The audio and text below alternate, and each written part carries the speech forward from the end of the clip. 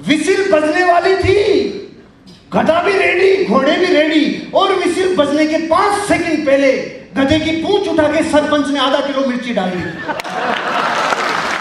अभी रिजल्ट सुनो, रिजल्ट।